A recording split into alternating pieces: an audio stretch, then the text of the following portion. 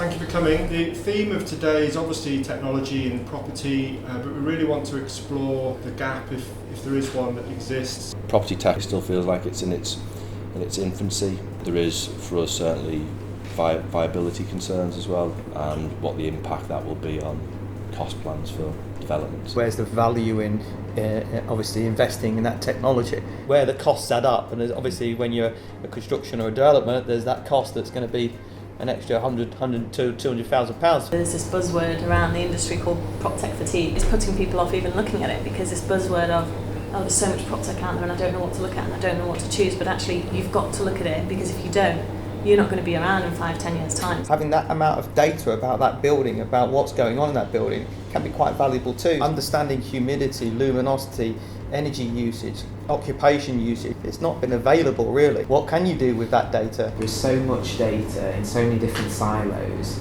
and getting them from one end to another is very difficult in the really old platform. When you're in those meetings talking about, do we buy that, do we test this, trial this, what really works? Only this morning actually I went to site and I had a customer meeting and we did a VR, put them in the headset, and he walked around for an hour every single room and basically said, you know, this store's too big or we've got too many toilets. And until you're inside that building, you have absolutely no idea on the scale of it. It's made such a big impact on the building and what they're going to get. We're normally a couple of years behind, because by the time the things have become a dispute, you know, that nobody thinks about them unless you have the foresight to do that. You might have some tenants who say, we don't want to pay for that. Why should managing this come through our service charge? Are property companies today really taking seriously the whole climate change crisis that we're facing? Salford Council, Liverpool Council are actually putting the technology into their new builds for fuel poverty.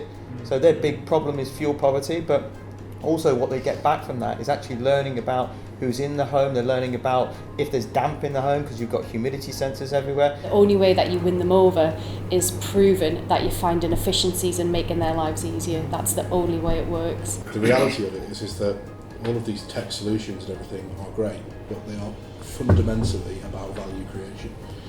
And if they do not create value, there will be little appetite from them from either the people who either have to pay for them at the initial part of a project, whatever those things are. Ultimately, they have a pounds and pence cost attachment at the end of it. The other interesting thing about prop tech is how big is the problem? Is it a real problem, or is it a problem that might happen and therefore you could prevent it? But really, unless you've been through the issue, are you going to put the investment into it? It seems to me we're talking about what do people want. I'm not sure they know actually, because they don't know enough about this mystical prop tech. There almost needs to be like a champion, a kind of technology champion within businesses, which is going to provide the training and drive the initiative forward.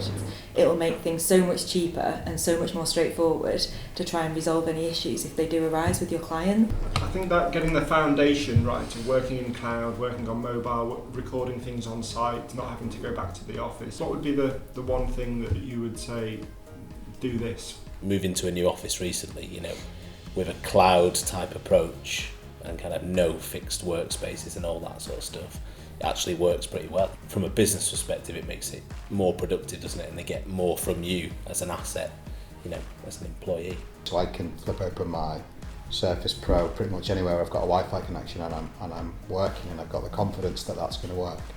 And therefore you know you can work flexibly, and that's just about having a basic IT system. The more we talk about the barriers to entry of cost, the more people that are sharing, collaborating and using the tech, it'll drive the prices down. The more people hear about it, the better it works. Anytime you can eliminate bad friction, you know, where somebody's doing manual processing, it's not fun, you know, it doesn't add a lot of value. And anytime you actually increase the amount of time spent on good friction, where you're building relationships and trust and you're developing sort of profile